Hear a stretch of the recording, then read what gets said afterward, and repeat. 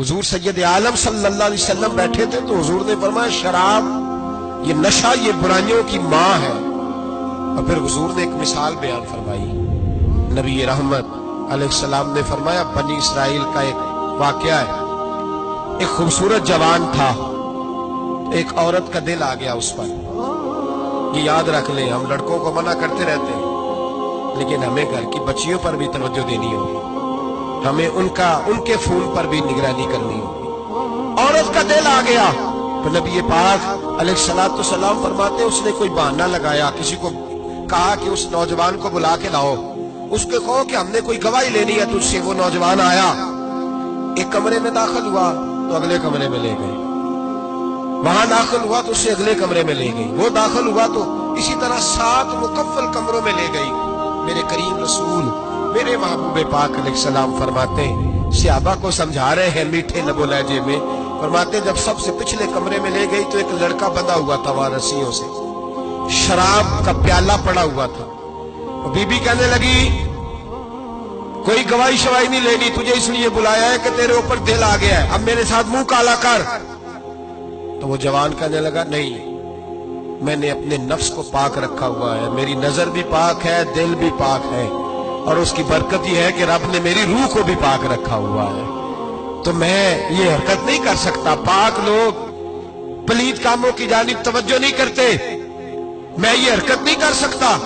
कहने लगी, चल फिर इसको कत्ल कर, इसको मैंने बांधा हुआ। उसने कहा, मैं कत्ल क्यों करूं, मेरी क्या दुश्मनी है? कहा, फिर शराब पियो। कहा, मैं शराब भी नहीं पीता।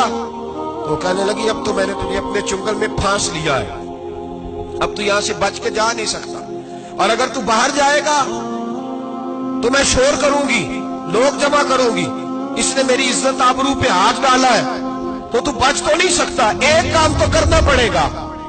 महबूब फरमाते, उस नौजवान ने सोचा कि जिना भी बहुत बड़ा जुर्म है, कत्ल भी बहुत बड़ा गुनाह है, चलो अब मजबूरी है तो शराब पी लेता हूं। लेकिन वो समझा ना कि शराब तो बुनियाद है। उसने एक प्याला जो पिया, कहने लगा एक और दे दो, दूसरा पिया तो कहने लगा एक और दे दो। अब 3 प्याले 3 बोतलें शराब जो पी चुका तो खुमारी चढ़ गई। अब उस औरत के करीब जाने लगा कि मैं तेरे साथ जिना करूंगा। उसने कहा, जब तक मैं करीब नहीं आने दूंगी जब तक तू इसे कत्ल न करे। उसने उसे कत्ल भी किया, जिना भी किया। तो महबूब फरमाने लगे, ये कत्ल और जिना जो हुआ है तो ये शराब की वजह से हुआ है।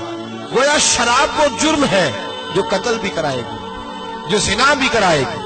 और अगर आप नशई को देखें, अगर आप शराबी को देखें, तो क्या वो डकैतियां नहीं करता फिरता, वो चोरियां नहीं करता, वो अपनी ही माँ का जेवर नहीं बेच आता, वो अपनी ही बहन का पड़ा हुआ जहेज नहीं बेच आता, वो अपने ही घर में डाके नहीं डालता, वो अल्लाह के घर मस्जिद में आकर के चोरी नहीं करता। वो सिर्फ इसलिए करता है कि ये नशा, ये शराब, ये माँ है गुनाहों की, ये जड़ है। मिल्लत के लोगों याद रखो, इस उम्मत, इस पाकिस्तान के साथ जहां बहुत सारे जुल्म हुए, वहां बड़ा जुल्म ये है कि बहुत बड़ा तबका जवानों का नशे का आदी है। वो नशा इन्हें इश्क मजाजी और औरतों के इश्क की जानिब ला रहा है। वो नशा चोरियां करा रहा है, कत्ल करा रहा है, डकैतियां करा रहा है। बहुत बड़े जालिमों ने बहुत बड़े हाउस बनाए हुए हैं जिनके अंदर शराब फराम की जाती है, नशा दिया जाता है। मैंने तो ऐसे ऐसे लफ्ज सुने कि इलेक्शन के दिनों में वोट लेने की खातर सियासतदान इन्हें नशा फराम करते हैं, इन्हें बांध के रखते हैं, रोज तुम्हें पुड़िया मिलेगी, वोट हमें डालना। इतना जुल्म, इतनी ज्यादती, इतना जबर, एक इंसान के साथ खेलना। लौट आओ, पकड़ो इनका दामन, अपने घरों को बचाओ, अपने दोस्तों को बचाओ। जागो जागो उम्मत के लोगों, जागो। मेरे नबी पाक सल्लल्लाहु अलैहि वसल्लम के कलमा गो लोगों को बचाओ। इन पर अगर सख्ती करनी पड़ती है तो करो, प्यार करना पड़ता है तो करो, मेहनत करो, जद्दोजहद करो।